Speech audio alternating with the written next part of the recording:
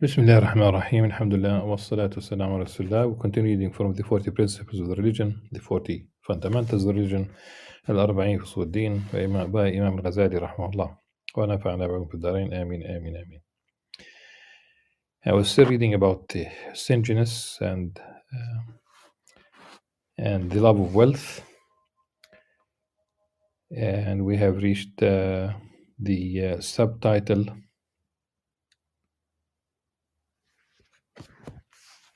في بيان حد الكفاية والإسراف. And the very last thing we have read is an Imam Ghazali, a commentary by Imam Ghazali on the verses وَمَن يَتَّقِ اللَّهَ يَجْعَل لَّهُ مَخْرَجًا وَيَرْزُقْهُ مِنْ حَيْثُ لَا يَحْتَسِبُ. Therefore rely upon the bounty of Allah subhanahu wa ta'ala and know that nothing befalls you except that there is good in it, for truly the planner of creation and all its dimension is more knowledgeable of what is in your welfare. واعلم أنه لا يصيبك إلا ما فيه خيرك وخيرتك فإن مدبر الملك والملكوت أعلم بمصالحك.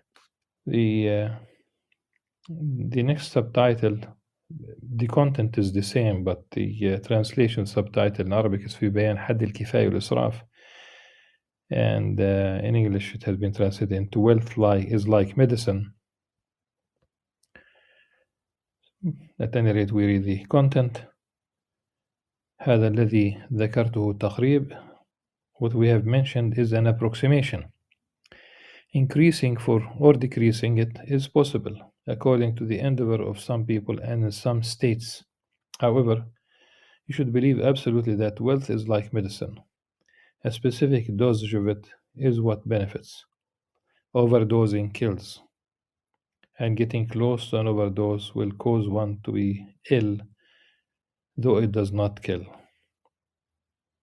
So be careful and take only a little and avoid overdosing on luxury, for it is certainly a great danger. There's only a small element of difficulty in having less for a few days. It is not hard on a prudent person to deprive himself for the sake of a feast in paradise, due to his knowledge that the degree of future pleasure is commensurate to the degree of hunger in the present.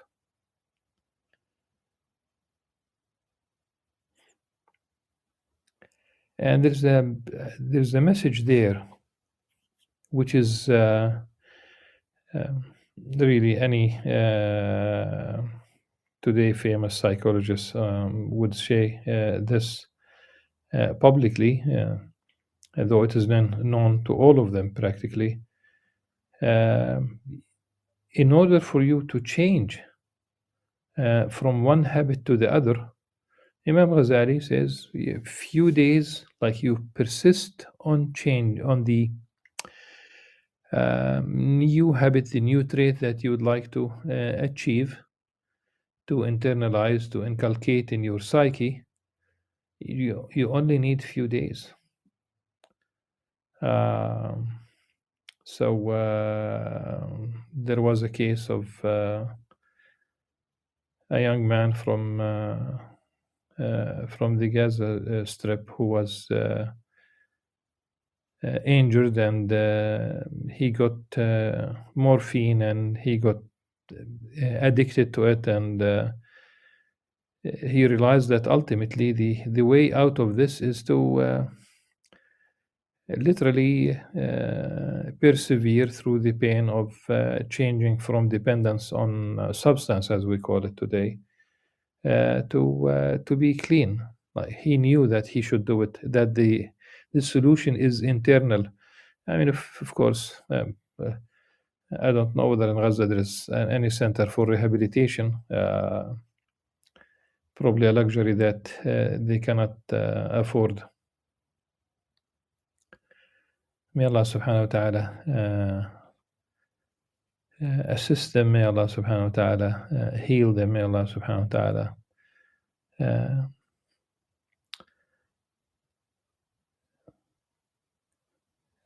create a path to freedom that is both will fulfill justice, not relative justice, at the same time a peaceful path. I know this is almost impossible in the light of what we are saying, seeing, but nevertheless, we make a dua, inshallah. So few days, that's really what is needed. وليس في التقليل. But despite that, the talk here is about don't indulge, don't spoil. And if you have been spoiled, you don't have to spoil your children. Comfort is okay. The problem with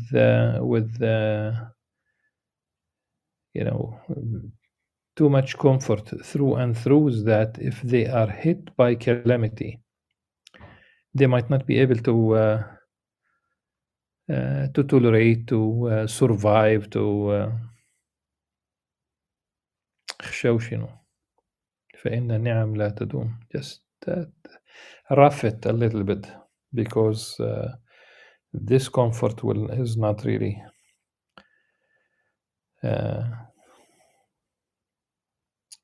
it cannot be sustained.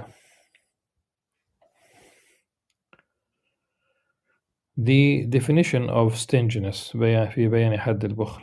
Perhaps you desire to know the definition of stinginess, for an individual may doubt as to whether or not he is stingy, and people differ about it. Like, how do you measure stinginess?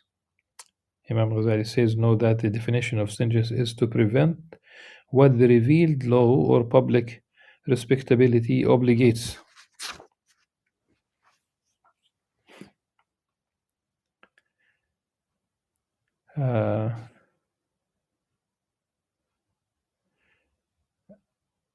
Public respectability, the law is the law, Shara. Public respectability. Al-Muru'a, maybe we talk about magnanimity, maybe we talk about chivalry, really. Because they talk about Muru'a, chivalry, that it has been kind of killed, and that's really very sad.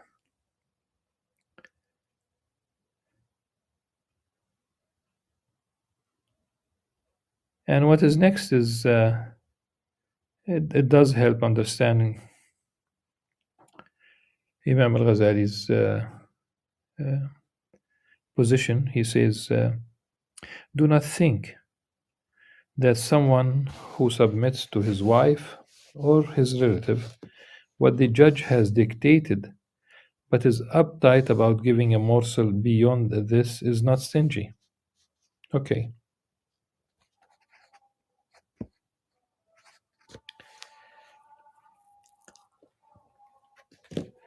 If you are forced to give, that's not generosity.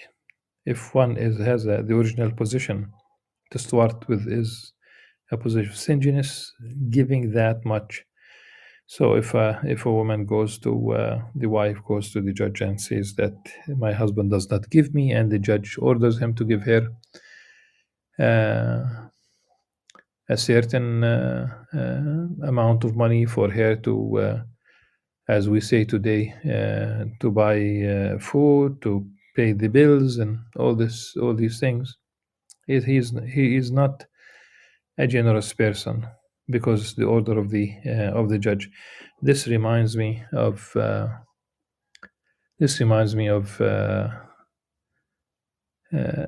event. It took place at the International Islamic University in Malaysia at King Faisal Hall, and Roger Garudi, may Allah subhanahu wa ta'ala accept him and be merciful to him and forgive him. A leftist French intellectual who became Muslim, alhamdulillah Rabbil Alameen, and that's beautiful. But when he gave that lecture, a Malay woman stood, a Malaysian woman stood, and there's a just slight difference. Malaysian is the citizenship because there is like a small also Muslim Indian community, Chinese Muslims, also a few Chinese Muslims, expatriates. So someone, at least a woman, stood, and she asked him after the end of the lecture. She said, if if a brother and sister inherit, like their father passes away and she is poor and her brother is rich, how does he divide inheritance? And the bottom line is that he said he would give her more than her share in inheritance, and that's not the way to go about it. In my mind, I did make a public comment immediately after he said what he said, rahimahullah. In the Shara, she gets her inheritance, but her brother is obligated to, if he's capable, he's obligated to to give her money to spend for her. Who said that in Islam the male is only obligated towards his own children or to his wife and children only? And if you think about it from a Sharia point of view, your sister is closer to you. A wife, you might divorce her one day. You might. I hope not. Okay, but your sister is, is your sister. I mean, this is why, it's good really to stick to the Sharia and just think about the whether there are other positions. But this is really a case where the judge, and this is really an advice to Muslims, new Muslims, and Muslims who have been here for a long time, Muslims. If you are not scholar, don't venture into giving a fatwa. If you are a new Muslim, wait. If you are a Muslim scholar even, and you go to new land, you don't understand the context yet. Like, for example, somebody who has been educated in Saudi Arabia or in Egypt or in Jordan or in Malaysia or Indonesia, and either you immigrate and you, whatever is the case, you end up, let's say, in the United States. Don't jump on the wagon and start issuing fatwa without understanding the new context in which you live. Spend some time, okay? Spend some time, understand the new reality, and because the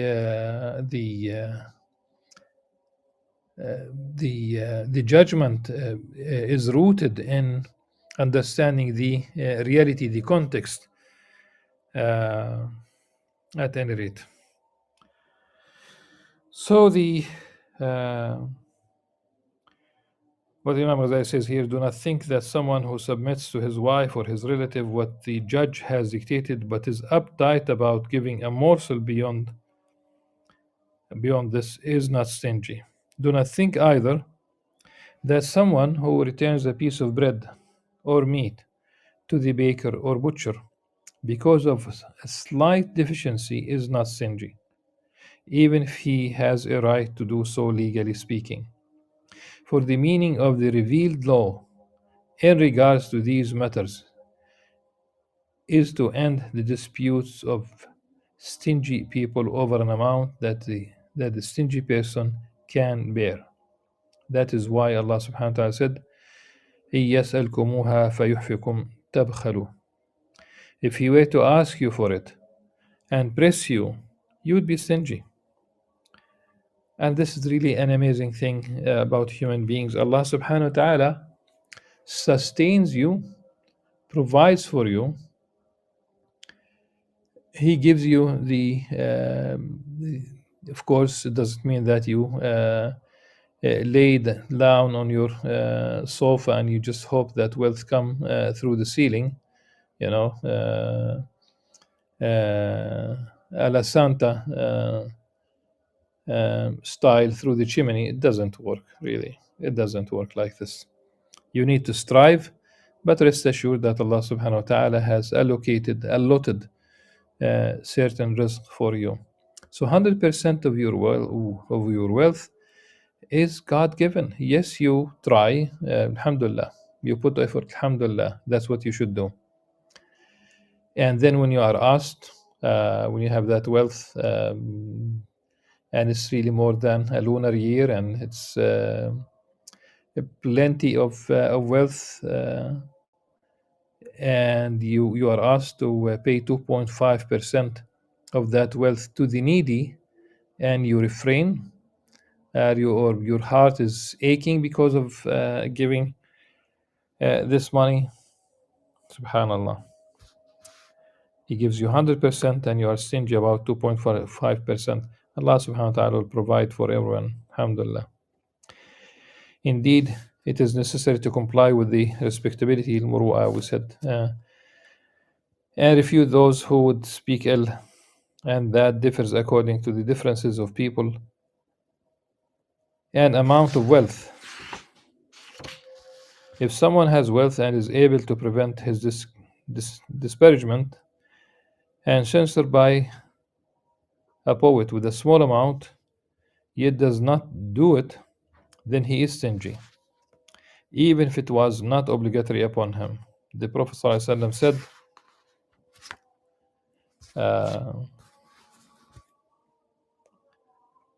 whatever a person protects his honor with is charity. And this is part of a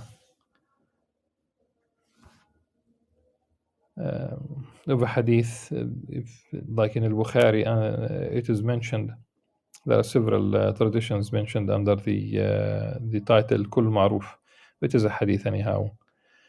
Bab Kul Ma'ruf Sadaqa. It is a hadith in Bukhari, Kul Ma'ruf Sadaqa. And then a longer hadith is mentioned.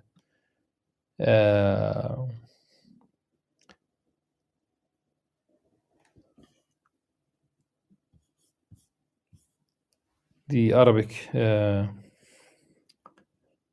version, Imam Al-Ghazali says, ما وقى المرء به عرضه فهو له صدقة. Part of a longer hadith. And at any rate, the charity is not only monetized. You smile in the face of your brother, it is sadaqah, and you know, this is why kul ma'ruf, every good deed is sadaqah. So it's not only money, but you don't say I will smile in the face of my brothers, and that should be enough. That I would not pay money to the needy. That's in fact, you are not doing a favor. It's an obligation. It's the right of the poor. To verify, wealth was created for a benefit and is possessed for that sake. There's also a benefit in spending it. Whenever the benefit of spending appears to be greater than the benefit of holding, yet it is difficult for a person to spend, then he is a stingy person who loves wealth. Wealth should not be loved for itself, but rather for its benefit. Therefore, it should be directed to the strongest of its benefits. Preservation of public respectability, muru'ah, really, is better and stronger than indulging in much eating, for example. Stinginess and love of wealth could lead a person to being ignorant of the strongest and most appropriate of two benefits. This is the utmost stinginess. If he knows yet spending is still difficult on him, then he is also stingy, even if he spends affectedly. Rather, a person frees himself from stinginess only when spending wealth on when it should be spent on rationally and legally, that's in brackets, does not weigh heavily on him. As for the level of liberal generosity, only spending in excess of both legal obligation and public security attains it.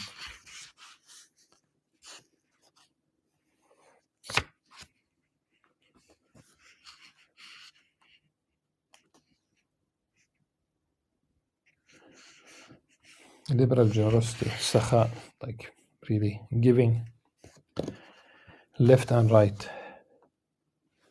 Perhaps you would like to understand the treatment of stinginess. Know that its remedy is a mixture composed of knowledge and practice. And I love when Imam Ghazali says, أن دواءه معجون.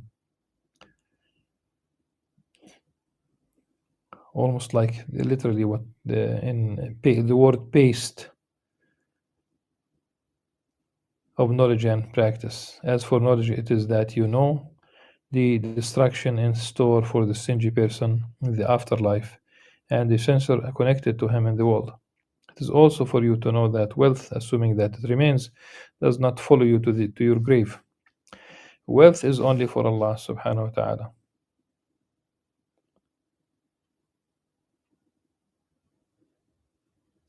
He enables one to possess it in order to use it for important matters. It is also for you to know that being spoken well of and receiving a reward in the afterlife is more delightful than withholding wealth for the sake of indulging in desires. Merely fulfilling desires is the nature of dumb beasts, while the former is the nature of rational people.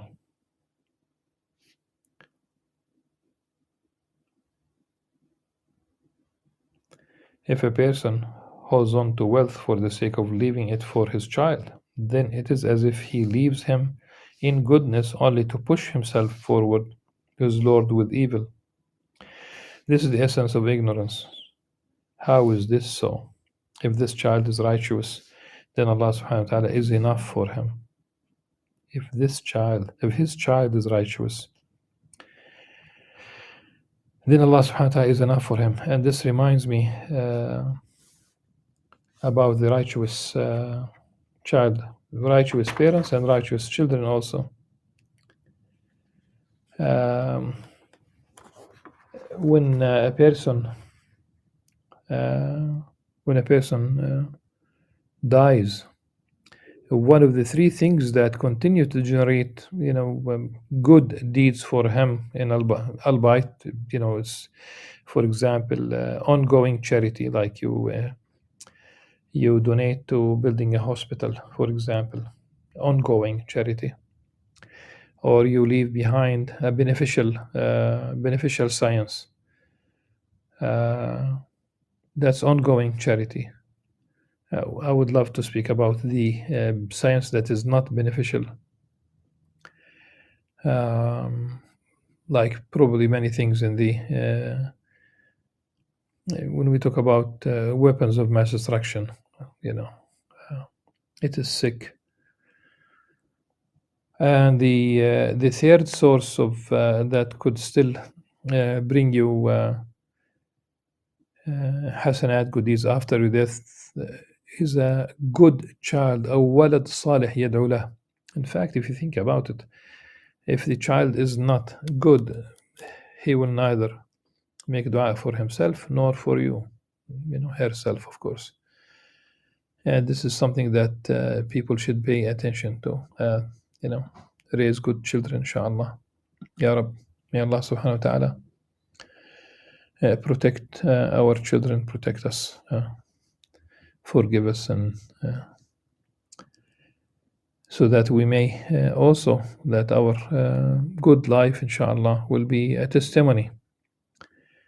The lisan al-hal ولسان المقال. No, we need both, but lisan al-hal is your state of being sends a message all the time, and your tongue will only send a message when you open it with something good.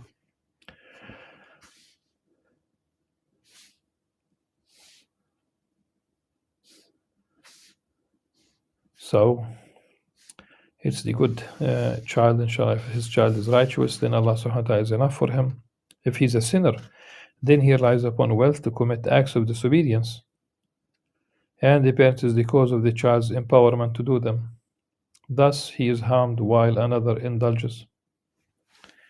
As for practice, it is that a person forces himself to spend and does not cease to do so until it becomes a habit for him. Among a person's loopholes regarding this is that he should be dubbed by expectation of a good name and anticipation of recompense until he desires to spend. Therefore, he graduates to subduing these qualities.